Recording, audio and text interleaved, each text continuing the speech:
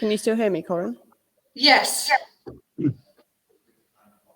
Welcome everyone to Grow Your Business with Outbound Sales. Sorry about the slight delay this morning. We just had some technical issues.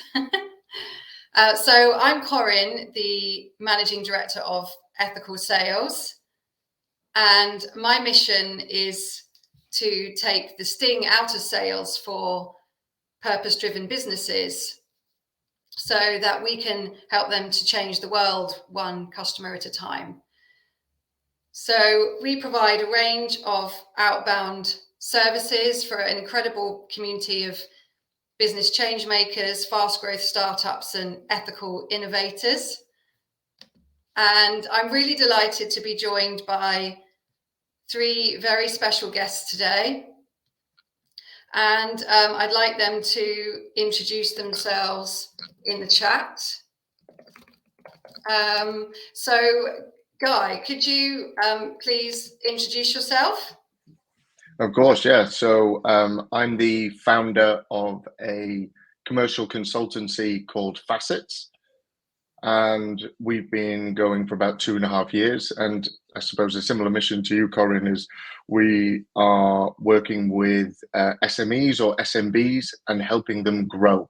So we're a revenue growth consultancy, sales, partnerships, marketing, and client development.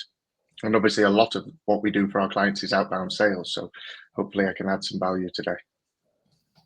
Brilliant. Thank you, Guy. I'm just letting everybody know where we are because we've had to quickly change the location of the stream. So thank you very much. And that's great. I think we're going to have a lot of value from hearing from your experiences today. So Pip, thanks very much for joining us. Thanks very much for having me. A pleasure. So I handle group partnerships at Zedify, and that's really working on our commercial relationships with a whole range of different clients, whether it's with a fulfillment company or directly with a brand or in the micro mobility sector. So our kind of customer portfolio is quite diversified. So it's really quite a broad range of conversations that we're having. And yeah, very much looking forward to the discussion. Brilliant. Thanks, Pip. And Imogen, thanks for joining us. Would you like to introduce yourself? Thank you. I hope you can all hear me okay. Yeah, so my name is Imogen. I am the Business Development Manager of Service Robotics. So at Service Robotics, we have a remote care platform to deliver some form of remote care in the format of a robot called Genie Connect. So we're helping to try and alleviate some of the resource constraints that we see within the care sector. And very much sort of our outbound sales is all around sort of local authorities and councils and trying to create a new market. Brilliant. Thanks, Imogen. Really, really interesting, relevant kind of purpose-driven businesses there from Pip and Imogen. And, you know, I'm really interested in the discussion today. I don't know about you all, but, you know, my head is spinning a little with the amount of change that we've all had to go through as sales leaders in the past couple of years. And I think, you know, the pressure is very much on us as salespeople, isn't it?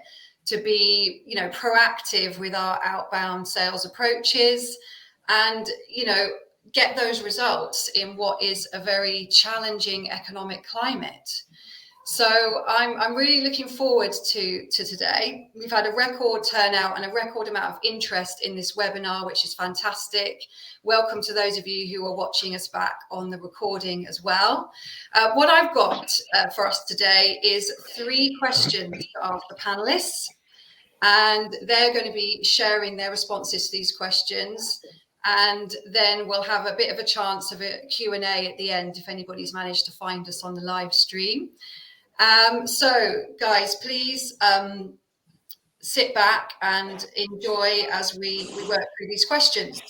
So the first question I've got for each of the panelists is, what core conditions and resources are needed for outbound sales to have the best chance of success? And I thought we could start with Imogen. Thanks, Imogen. Yeah, brilliant. So we are a startup that formed about 4 years ago, and we started selling our solution around about 2 years ago. And as part of that process, because we were sort of starting a new market, in terms of where we were going to, and with a small team, in terms of focusing where our sales our outbound sales would go, there had to be quite a targeted approach to that. And an understanding of the market and what our solution really benefited and who it benefited, and almost becoming the thought leaders within the space of delivering remote care to our communities. So what was really important for us at that point was to understand sort of our target market and who we were approaching. And then it became quite apparent that obviously we needed then the resources to be able to deliver that sort of outbound sales approach, which very much relied on phoning, emailing, sort of usual outbound sales activity, as well as attending events, which then led us to obviously partner with ethical sales in order to help with that outbound prospecting, and integrated approach in terms of understanding our base knowledge of the market and the needs, but also then cementing that with the conversations that they are also having. But one of the other key things around this is around having some form of CRM system, and it doesn't mean that you need to invest in one of the sort of more professional units, professional CRM systems, but it's something in order to track who we're talking to, how we're talking to them, and what's working. So we can really sort of run an A/B approach whereby we are looking at approaching people in different ways, what is working, learning from that, and also keeping track of the sort of engagements that we have, and very much marking them as, you know, your hot leads, your warm leads, and your cold leads, and driving that approach through. So for us, it was very much the core parts was around understanding who we're talking to and how we're going to talk to them, and then being able to track that and keep a historic record to be able to evolve with those conversations that we have. Great, thanks, Imogen. I think that's really, I think a lot of us would resonate with that approach, definitely. So, Guy, have you got any comments on this? Yeah, so similar to Imogen, all of our clients are starting on their sales journey, or where Imogen was a couple of years ago. But for us as their sales team out in the market, I think core conditions have to be a good headspace and a focus as an individual or team. It's our opinion that a lot of this can be done fractionally. Outbound sales doesn't need to be all consuming. It can be done part-time every week. Again, Imogen mentioned, but clarity on your ideal customer. I'd always base it on businesses that you're already working with or have worked with in the past. Clarity in your story.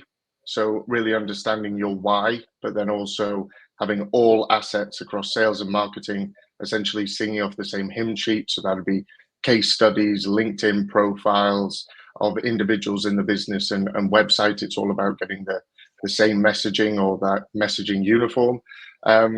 We always have sales operations. I think sales ops is seen as maybe the unsexy side of sales. It's really important to have good people or training of people to develop strategic ideas into data on your prospects, and then have that into a workable asset. And as Imogen mentioned, more than likely on a CRM. So you'd have email address, office address, contact info on LinkedIn, phone numbers. How much are these people, your target audience, engaging on social media? Do they attend regular events, etc.? And then we would look to, through that sales operations process, segment that data into a strategy so that eventually your process can run on autopilot through a people and technology merge. It's probably worth noting that, in our opinion, outbound sales, doesn't always have to be directed at the end customer. Pip works in partnerships quite a lot. I think it's understanding the other angles that are open for engaging with your ideal customer through another business. And then probably resources needed finally would be good sales enablement. So when that machine is running and it's methodical, using people or technology to respond efficiently to the conversations that will either fall straight into the pipeline, or outbound sales is all about nurturing as well. So if they're in the not for now swim lane in that CRM, making sure that the approach is multi-channel, multi-touch point over weeks and months. So yeah. Thanks, Guy. Really interesting insights there. I'm just waiting for Pip and Imogen to jump back in. I think they've got some delay on their line. So, but I'm interested in a lot of what you said. I think the headspace and focus bit is really interesting, because I don't know what you think, but sometimes I see that sales, clients come to us in a state of panic, and unfortunately, if you're panicking, it's probably a bit too late, isn't it? And you really need to create that strategic plan and work out what your focus is before you do anything, before you actually put the hands to the pump and start churning out the interest. So, and I think you've also broken it down into some really sort of distinct stages there as well. And it is a process. Outbound sales isn't just picking up the phone now and seeing what sticks. It's a sophisticated process. Imogen was talking about how she needed to know who their market was before they could actually set up a process around that. And I think that that probably takes a bit more work than people sort of realize initially. I agree. It's that sales operations piece of that research and the prospecting and the hunting and the farming is really important. And you might get lucky, I think, with using one channel, email, phone, LinkedIn as your outbound sales channel. But to have the most likely outcome of success, it has to be multi-channeled and joined up. I agree. Okay. We're waiting for Pip to join us, but let's move on to the next question, and hopefully he can join. Oh, here we are, Pip. Let's see if we can get you in. Sorry about that. Good time for my laptop to fall over, unfortunately. But I'm on my phone now. So morning, aren't we? It's been a nightmare, to be honest, but we're here. We're here, being recorded. Add to the drama of it all. Yeah. Core conditions and resources needed for outbound sales, Pip. What are your thoughts on this? Yeah. So I have no idea what anyone else has said, so I might cover the same territory. But I think obviously the big thing is the product or the service that you're selling, and that's not kind of explicitly the domain of our job.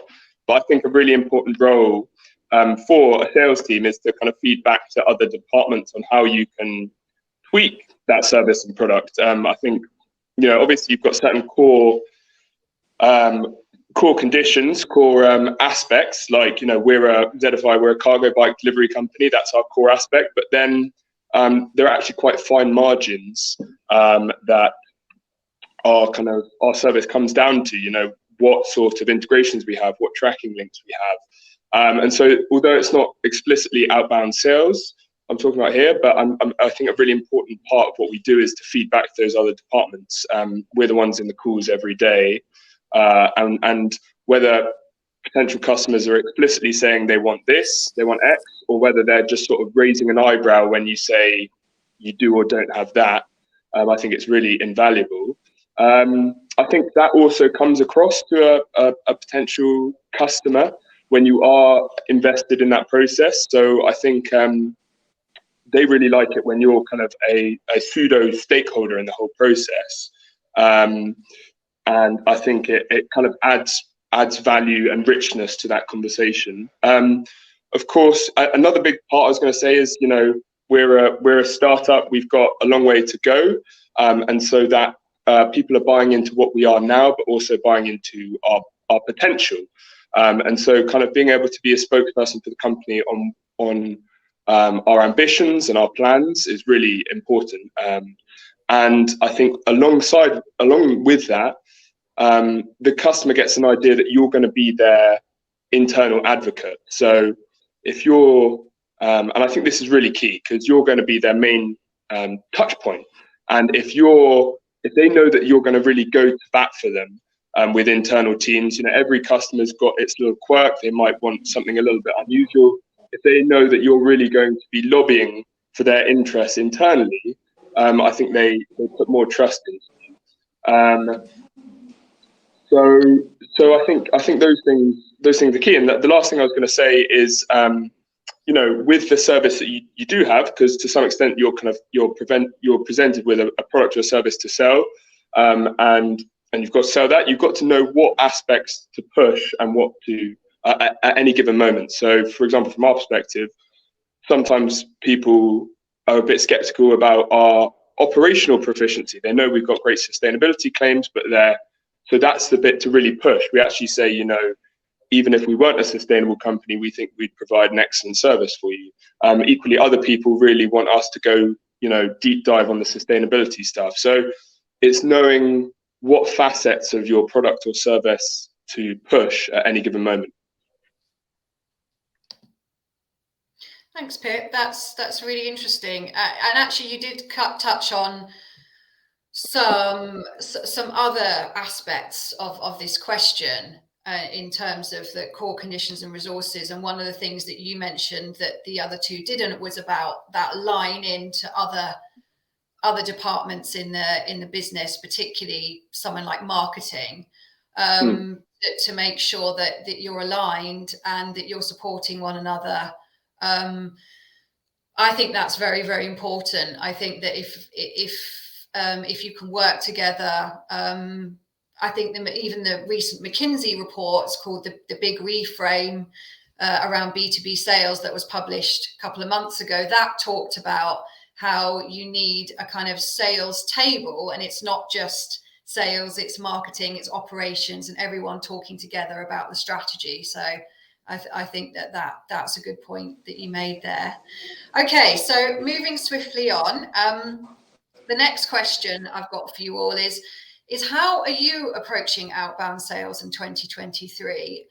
And I think the reason why I wanted to ask this specific question was because we've seen a lot of tools and platforms and approaches being sort of cold calling is dead or only do this, and I just thought it would be really interesting to hear about what you're going to be doing this year, and is it going to be any different to what you did in 22 or 21 as we move out of the sort of immediate challenges of the COVID pandemic, for example.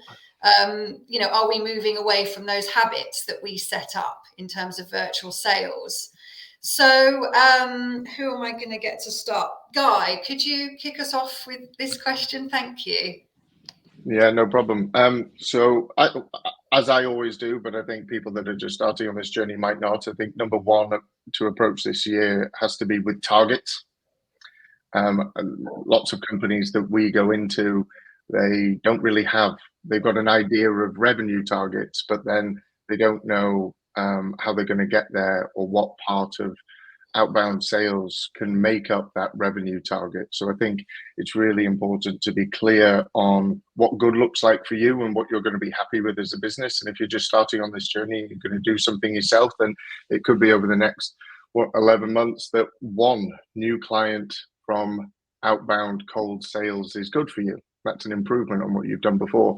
I think wider than that, the most important aspects that we're certainly seeing, and it's similar to the point that I made before, is showing that the prospect that you care about them, and also that you have done great things for similar businesses before. So how to care about them is to be multi-channeled, is to show that this isn't just a speculative email or a speculative phone call. I also agree with Pip, and we've spoken about this before, Corinne, is that marketing should be providing sales with air cover. There should be a halo effect of what you're doing from an outbound sales strategy provided by marketing. And if appropriate for your business and your industry, I think offline is making a real comeback. Direct mail. So we've launched a couple of strategies at the back end of last year, which is an online and offline twinned approach, and it's worked very well. And it comes across considered. You can do lots of things with technology, with handwritten notes and everything now. But I think we're definitely going to push that for a couple of relevant clients in 2023. It really shows that you're putting your credentials in front of them and helps them through different touch points on different mediums try and understand why they should buy from you. And that's ultimately what we're trying to do over a period of weeks and months.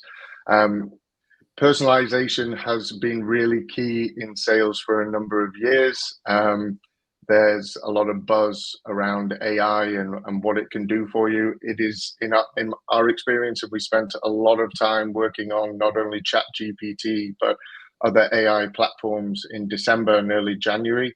It cannot replace a human yet, but it can enable a human to stretch further and possibly be more efficient and effective and come up with different ideas and strategies. But you've got to be giving it the right information. So I think it's a big buzzword at the moment that can help, but it's not fundamental to the sales process at the moment. Ultimately, through that personalization, I think that generally you have to make it easy for the buyer consistently. So you have a lot of sales strategies where people insert links or, here's a case study, click on this and download it and read it. And it isn't the way to go. I don't think that's particularly smooth. I think embedded short form content like a text or a WhatsApp is generally how people digest information every day. I'm not saying to text and WhatsApp people. I know some people believe in that. We don't. What I mean is that short form content on a traditional email or a traditional LinkedIn message. So people consume that every day, match that, mimic them. I think that's one-on-one on sales. If you're on a sales call, you mimic the body language of the other person. Try and mimic the way that they are communicating on a daily basis, I think is really important and something that we're doing an awful lot of in 2023. Then when you get that right, you can expand into the detail when they suggest that you can speak to them on a call or a video or face-to-face. And we've certainly seen this year, we had meetings, 3 or 4 meetings face-to-face for our clients with their prospects in the first week of January, and it's continued. So face-to-face is definitely back. People are open to it an awful lot more. People are back in the offices. I don't know many people now that prefer a complete work from home. I think lots of people are leaning towards a hybrid. So people are back in the offices. So there is the opportunity, one, to get in touch with them with direct mail, but also go and see them face to face or have them come to your office. I think that's back now. A few years ago, people wanted to come and see who the office of the supplier that they were going to work with, and they want to do that again. But it also gives you the impression, if you're on email, on phone, you send them some direct mail, you meet them face to face, that you're here to stay, and they should give up some of their valuable time to buy from you. So yeah, number one though is definitely set some targets. Thanks, Guy. Yeah, brilliant, and really interested to hear you talk about direct mail as well. Interested to see if anybody else is thinking about that this year. And yeah, face to face being back, most certainly we've noticed that as well. The appetite is there. It's just about at what point, I suppose, in the sales process do you sort of commit that time. Pip, have you got any more to add on this from your side? Sure. Yeah. So, I mean, touching on your point, Corinne, we got to work with other departments like marketing. Like, we're never, as a salespeople, we're never going to be in total isolation. even if someone hasn't heard of us, the first thing they're going to do is look up the website, just do a Google search, see what comes up. So that's invaluable. And again, as salespeople, we've possibly got our ear closest to the ground on this. We know, where people are hearing about us. Quite often, calls start with, "Oh, we just saw a bike of yours around the corner, or I keep seeing bikes of yours, or I saw, LinkedIn posts," and so on. So we kind of get a real good idea, and we can feed that back to the marketing team. And it might be the marketing team and the operations team, all bets are off really. We might send a trike or a bike over to a store or an office, or as just so you get that kind of visibility, that physical visibility. So and it really, our ideal scenario is when they have seen a bit of marketing content, they have seen bikes out on the street, which are a really valuable asset for us. And then we kind of pop a message out to them, and it's a triple whammy, and they kind of give us more credit than they would usually. Completely agree with Guy, that kind of like my messages are decreasing in length, and essentially they're more of a means to an end to just getting a conversation. Totally agree with Guy as well, that face-to-face is invaluable, and there's still like a nice novelty about it now, having everyone being cooped up for a while. So that's really good. And the same goes for going out to events, I think, as much as possible.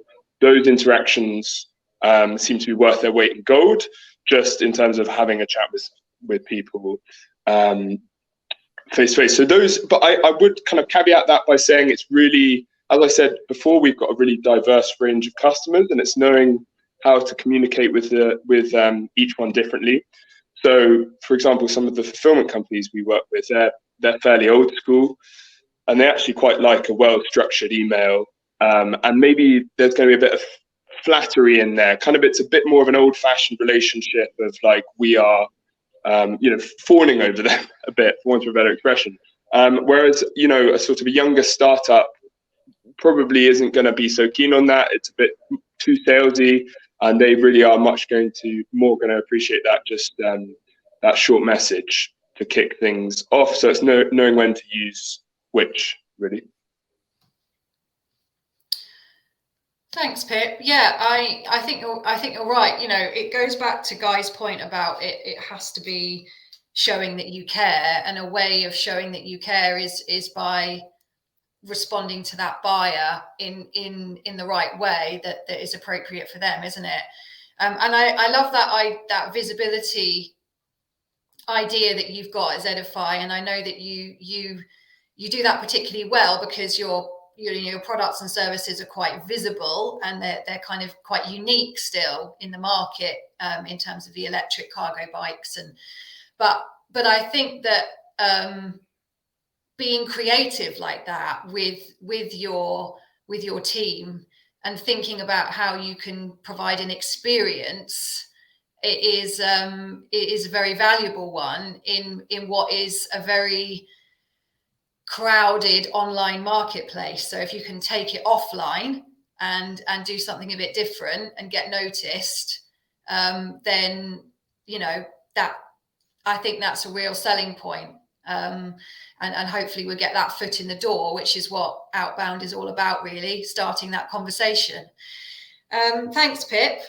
Imogen, have you got anything more to add? Yeah, I mean, I agree both with Guy and Pip around the bespoke nature of it, in terms of, just not sending out mass emails and hoping for the best.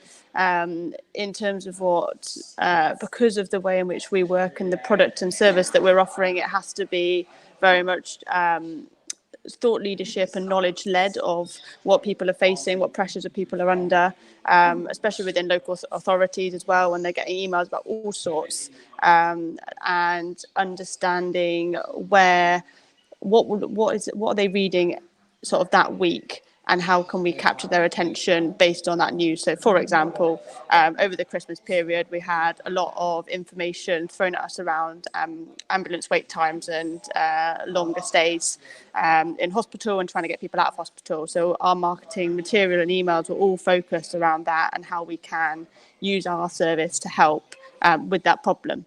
So it's around trying to match what what's top of people's priority lists within that week, in that month, and then how can we then approach that in an outbound sales marketing stream to get someone's attention, to be able then to set up again that initial call, as you said, to then take it on from there. And it's really about that first bite of where do you differ within the marketplace. The other thing that's important for us and for any startup is that you're a small team. And so although face-to-face is imperative in terms of its importance and the way in which conversations are led and the actions that come out of it, what we actually find is doing a remote call is a nice way to be able to understand where that opportunity is, to then be able to then put that in our sort of funnel process to understand where those face-to-face meetings need to be prioritized as well. Also with, what Guy I think said was around that hybrid approach in terms of people still working from home and having face-to-face. What we've found most definitely is to get all the key stakeholders in the room as quick as possible.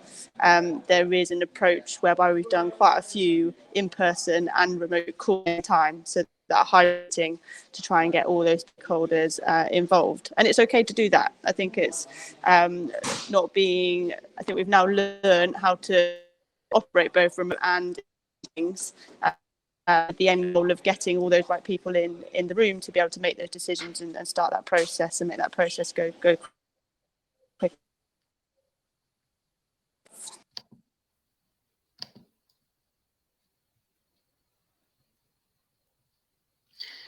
Thanks, Imogen. I think we lost you a bit at the end there, but you were making a valuable point, I think, about how it is really important, I think, with complex decision making, particularly somewhere like the public sector, that you think about who you're trying to engage with and getting the commitment from the right people in the room before you spend 3 or 4 hours traveling across the country to a demo meeting and realizing that the right people aren't there.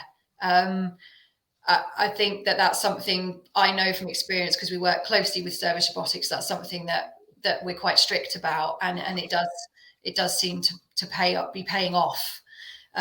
So that was a really good point. And I also liked, Imogen, your example of how you've really got to be on top of what's going on out there, haven't you? And if you've got a product that is, or a service that is, closely linked with things that are happening in the economic climate, for example, with the social care crisis, then you've really got to be on top of your game and absolutely know what's going on, and then respond and flex very quickly. And I think that you've done a really excellent job of that at Service Robotics, at sort of pivoting and changing the language and what the agendas are, and responding to that, which is definitely paying off. So thanks, Imogen. Okay, so my final question is a bit of a kind of funny one, really, but hopefully it will give us all some insights. And it's about kind of our failures, really. So we've all tried things and they haven't worked for whatever reason, or we've got a bit too big for our boots and thought that something would work when it didn't. So I thought it would be really good to talk about a couple of examples of that, and what you learned from any failures. So Pip, could you start us off with this question? Sure. Yeah. So actually, kind of slightly continuing on from the last one, to do with, well, I think it was a bit about John's point about personalization and so on and so forth. As much as we want like a set template from which we can, or a foolproof method that we can use for success, there isn't one. And I actually think that kind of mentality isn't very useful.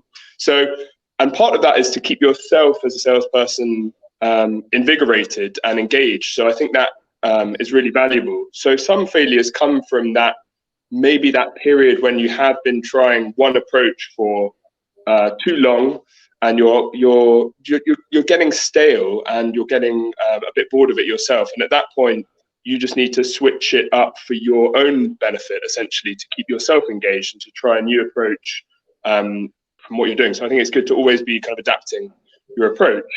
And yeah, so that kind of carries on from the last point. I think the other thing I was going to touch on is gauging the level of urgency of a potential customer. So, for example, last year we had one that we reached out to finally, kind of middle of last year, and it happened to coincide when we had taken on a few other big customers, and so we had quite a lot of operational pressures at the time.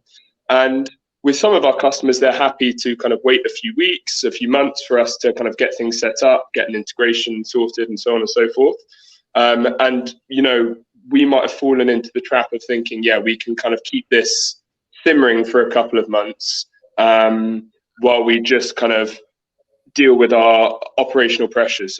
But as it happened, they were in a bit more of a rush than that, and we hadn't perfectly gauged their level of urgency. And part of that was, again, it comes down to internal advocacy.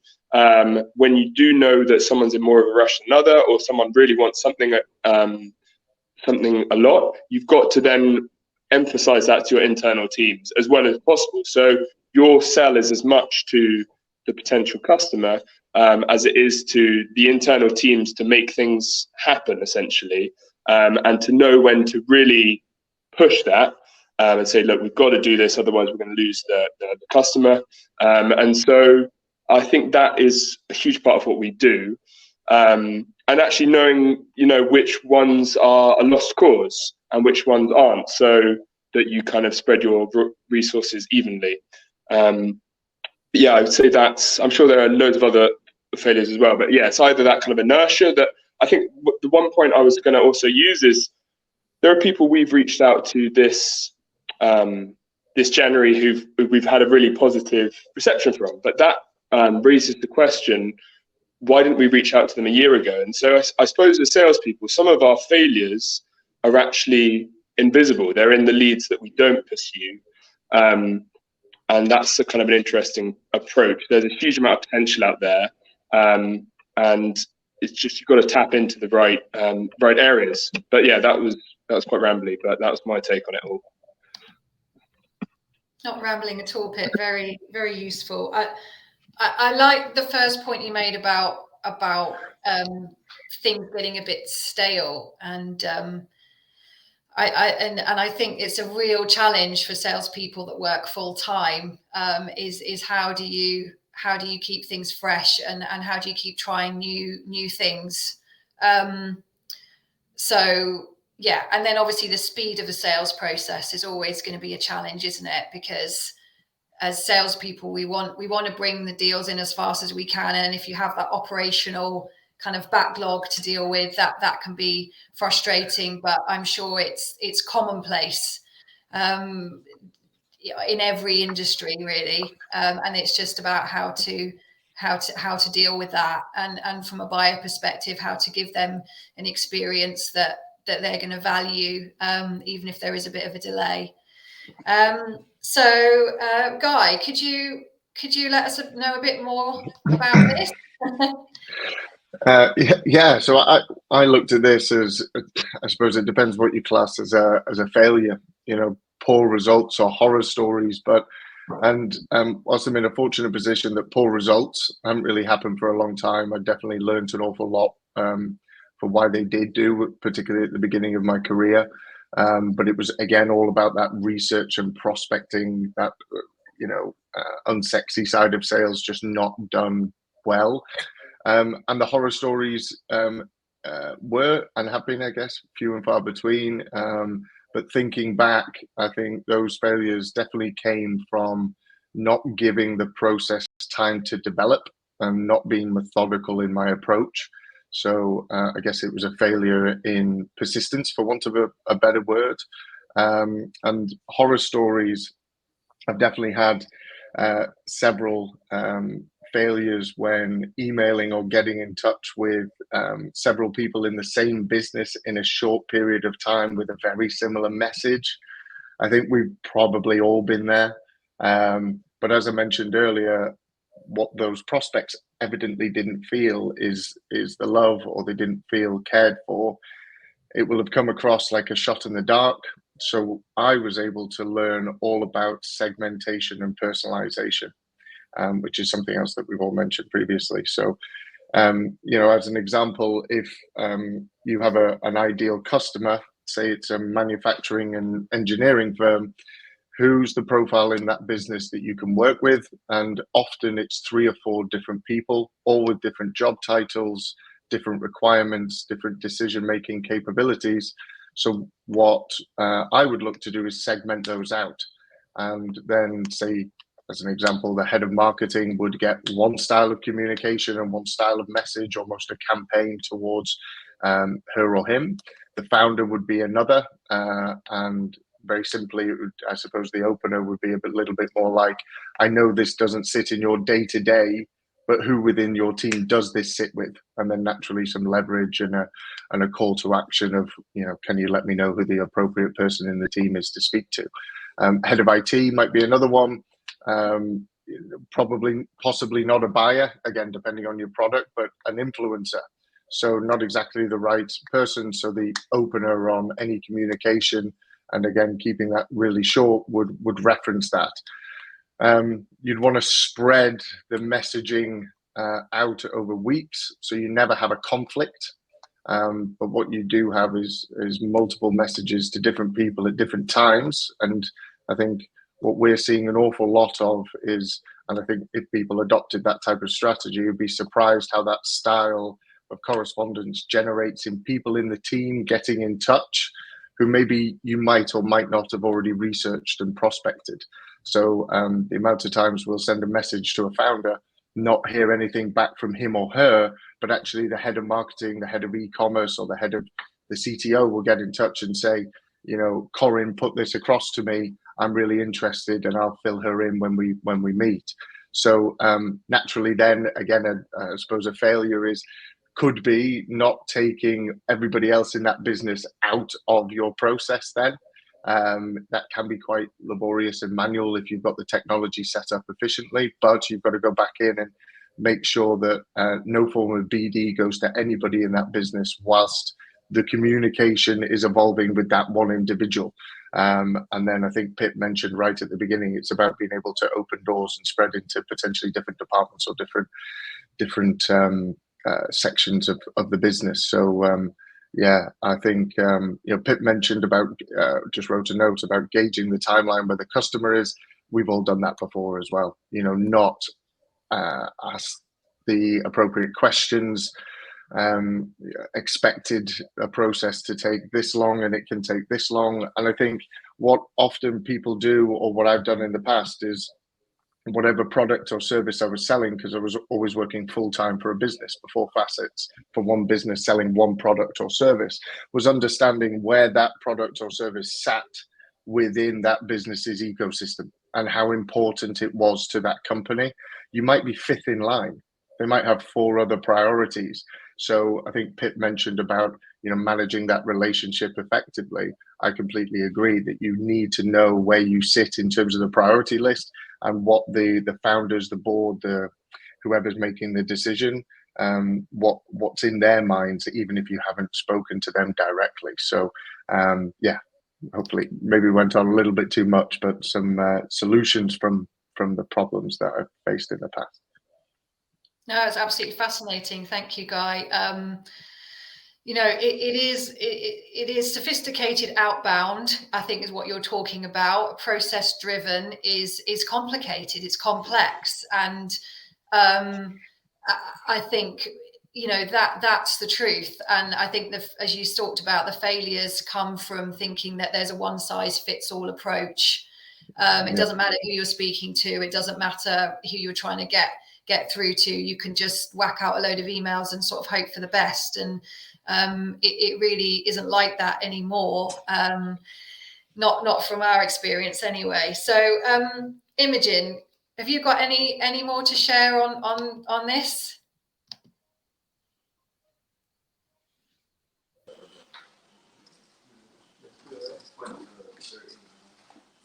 Can you hear me, Imogen? Can you hear me now? Yeah, Yes, I can hear you. Can you hear me?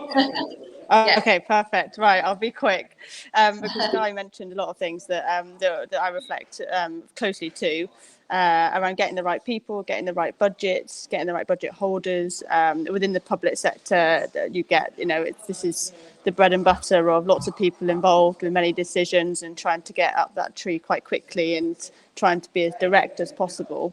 I mean, one of the things in which we've done is pivoted our market as we've been going along on the basis of how long that sales cycle is.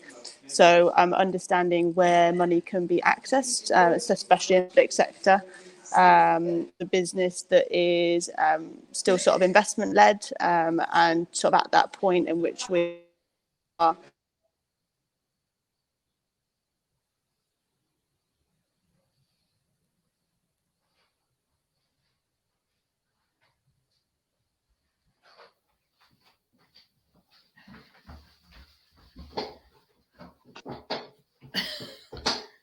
Oh dear. Yeah, just chatting away, but with no sound coming now. Okay.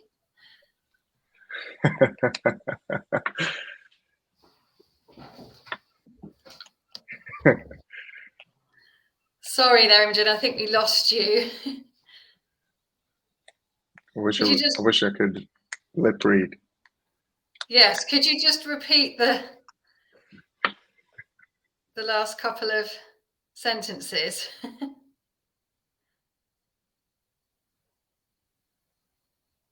No, I still can't hear you. Okay, right. Maybe work from home Wi-Fi is better than office Wi-Fi. Maybe that's something that we've also learned. Not sure. I know. I think that's true, actually. Maybe. Get back home, everyone. Yeah. Okay. Let's wait for Imogen to get back, and then hopefully she can elaborate on what she was saying. But I've got a question, actually. Someone has asked, I think this is relevant to you, Guy, and I think probably both of us, actually, but can you elaborate on what you mean by the fractional approach for creating new accounts? So I think maybe he was referring to your introduction and your, what you offer in terms of fractional services. Yeah. Okay. So an awful lot when founders or people that are part of the commercial team in a business, and quite often it starts with the founder, they feel that growing their business is this huge scary thing, and it can seem like that, and we understand how it can appear that way. And particularly the topic of this last hour or so is outbound sales. People find it very scary, and I think they believe that it will be all consuming. And my point is that if you have a process and you can be methodical and I suppose task orientated, then you can deliver an outbound sales process fractionally. Pip works full time for one business. Outbound sales isn't what he does 5 days a week. I'm sure there's other bits that, going to events, working with marketing, looking at partnerships with other businesses, but the outbound sales piece can be done fractionally. And I think it's about saying that, yes, I have an addressable market and it is this big. It could be 10,000 businesses, but actually boiling that down to its essence a little bit, and again, setting realistic expectations and targets and saying, well, maybe there's 100 businesses that I really know I could work with in the next 12 months. And that can be done fractionally. So hopefully I answered the question. Yes, I think you did, and I think I would agree with you there, Guy. I think and I'm sure Pip would agree that he's not doing pure outbound 5 days a week, and that's certainly what we're we're being asked to do as well is kind of have that focused time. And I think that the key challenge for any salesperson is having the time to do the outbound strategy, and then do the doing and set up all the processes and make all the connections. And if it's a sophisticated approach, that can be very time consuming. And that's one of the reasons why a lot of outbound, I think, kind of falls by the wayside, because you just end up managing your relationships and managing your accounts rather than bringing in new ones all the time, because that's the kind of hardest bit, really. So yeah. What would you say, Pip? Would you how much of your time would you say a week is spent just on outbound approaches and trying that? Yeah, it varies. I mean, at the moment we're kind of on a big push to get in new customers. I mean, as ever, but now more than ever. So it's really, it might be 3/4 of my time, alongside kind of supporting existing relationships. To follow on from kind of Guy's point, I think it's good to have that structure, but it's good to perceive it as a structure that you work on top of, like it not to dictate exactly how you conduct business. So you have this framework of X number of companies you're going to reach out to within a given time period. Let's say this week I'm going to reach out to 50 or 100. But then within, and this might be your first outreach, it might be your second outreach. So you do have that kind of broad framework, but from a personal perspective, to keep yourself engaged and to keep your interactions lively and not stale, following on from my last point, you've got to have some wiggle room within that. So you're not just kind of approaching your day as I'm going to go through this checklist of hitting X number of customers. I think it's better to see, I'm going to reach out to these customers at some point this week. Alongside that, I'm going to do some reading about, industry in general, about those companies in general. And when inspiration strikes, you're going to, reach out to them and so on and so forth. Definitely, as a kind of a world in general, we're moving more and more towards kind of, data-driven processes and structured processes. But it is ultimately a creative field that we're in, and there are many ways to skin a cat. So you might get someone with 20 different styles of approach, and you've just really got to use your gut feeling for which one to go with at any given moment. Yeah, I like that point about it being a creative approach, but I think that trying to write a 2 or 3 line email that kind of gets that across is actually very creative, and it's very, very hard to do right. And I think if you're doing it all day, every day, then it might be something that sort of comes naturally to you. But I think for a lot of businesses, certainly some of the ones that we work with, they because they don't do it all the time, it's not something that comes naturally, and they have to really work at quite hard, I think. Okay, so I think we'll look to wrap it up. I can't see any more questions at the moment. One of the things that I was going to ask you all was, are there any new tools or platforms that you feel that you want to try this year, or that you're going to work with? Because I know that there's been an explosion of sales tools on the market, and I'm just interested to see which ones people are liking at the moment. For one, we've been trialing something called Trumpet, which is a kind of innovative sort of landing page style way of communicating with buyers, which has been quite interesting. And we've also used increasingly more some sort of LinkedIn automation tools as well. But interested to hear if you've got any tips or suggestions. Yeah, I can jump in. For us, it's about efficiency, and where AI can help with that efficiency in the research and the prospecting and the events-based, the events of your prospects, sorry.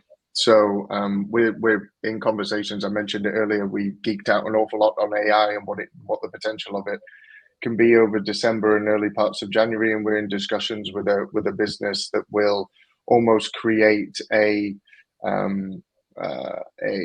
like a sales navigator event posting. You know, you get your contact has moved job, or which I don't like the moving job event, but your contact is posted, or your contact has followed this person or connected with this person, but it will be across multi-channel, and also almost have the ability to look at directories and large data or information sets that would take a human a long time to go in, pick it out, put it onto a workable sheet to be able to then put into your CRM or directly into the CRM. We use a lot of data tools. So at Facets, our biggest central support budget is data and platforms, Cognism, Lusher, Hunter, Rocket Reach, Seamless AI, which is an AI platform that we already use.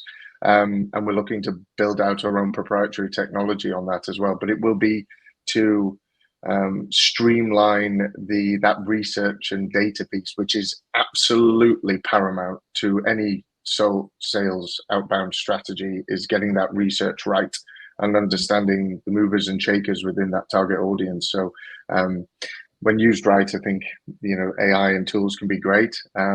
We use a Google plugin called GMass, which is a bit of it's our secret weapon.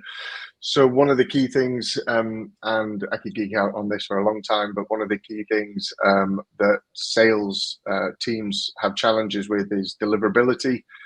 Google and Microsoft are getting increasingly stronger at understanding what is a sales and a marketing email. There's a number of warming tools that we can use through GMass, high personalization. And the big difference for us is that most businesses use outbound sales tools, like an easy one like MailChimp, or they run it through the CRM. The problem that you've got there is you've got email inbox bouncing to CRM, bouncing to potential other tool, bouncing to inbox. The inbox that you're wanting to receive is going to flag it. With GMass and the way that we use it, goes inbox to inbox, straight in. So we don't have those bounces through servers. Therefore, we're getting 100% deliverability. So yeah, I could talk about that for a long time, but every every email that we send lands in its target's inbox. Sometimes you obviously don't get through. There's some large companies like Currys, very difficult to get hold of. Nestle, very difficult to get hold of. You've got to be introduced by somebody within their business, we found out. But most of the time, you know, and for our clients who are SMEs or SMBs, they're not going to try and work with those huge global enterprise companies. So yeah, the tools that we use are enabling us to get in front of their prospects pretty effectively. I can hear lots of pens scratching around the countries. Everyone writes down what you've been saying, guys. So thank you very much. Yeah, I think that the challenge is in discovering which tools work for your business, and there's just so many of them out there, isn't there? So it's good to hear it from the horse's mouth, as it were. Pip, have you got anything else to add briefly before we finish up? Sure. Yeah, really quick. I think I'm all ears to Guy's approach. I think these bits of software are incredible. I think it's also good at some point just to go old school, and again to remind yourself that they are a framework, and that actually you know, the bits of software I find most valuable is Google Docs for ordering my day, like really well written notes. And the way you structure that is amazing. I still think I've got a long way to go on that. You know, managing your calendar and so on and so forth. Actually, you just got to get the basics right for all the automation and the software that you can be using. Actually, just you know, keeping really good notes and keeping really on top of your schedule is most important in my perspective. Yeah, go on. My only last point is, like, we could get one bit of business which would change our whole year's revenue. So yeah, maybe it comes down to the nature of your business. If we were D2C, we'd need that kind of scattershot approach and really data-driven approach for us. If we just get the right email to one person, then that could change everything for us.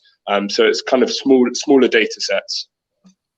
Yes, yeah, absolutely. And I think, we also work with clients where we go super niche, and that helps in terms of just lead nurturing and building that pipeline for them. So, but I like your thing, actually, the simple stuff, because I don't think that we're all that good at that as salespeople. I know that I'm not. We're not always detail people. We're kind of big picture thinkers. We're relationship builders, and so remembering to fill in the CRM is not always top of our list, is it? But if you can be a bit process driven with it, then it certainly makes your day and your life a lot easier as well.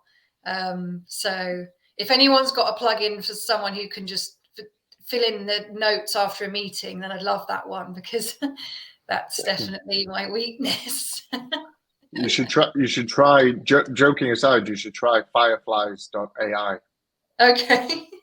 Fireflies.ai. We've just started working with it this week, and we could talk about it another time, but it'll pop all notes into HubSpot and all notes into relevant Slack channels or whatever communication tool you use. Really, really good. That sounds great. Yeah. Excellent. Okay, so we'll leave it there, because we've done our hour. Thanks everyone who stayed on for the ride. Sorry we started a little bit late. Thank you so much, Guy and Pip and Imogen, who was with us earlier. Unfortunately, I think she couldn't get her connection back, but it was really, really helpful to hear all your perspectives and insights this morning. If you would like to get in touch with anyone on the panel, then you can find them on LinkedIn, and you can get in touch, and I'm sure we'll be happy to carry on the conversation. So thanks very much for joining, and hope to see you again soon. Thank you, Guy and Pip. Thanks. Bye. Cheers. Thanks so much, Corinne, and nice to meet you, Guy. Yeah, Bye. you too. Thanks a lot. Cheers, Corinne.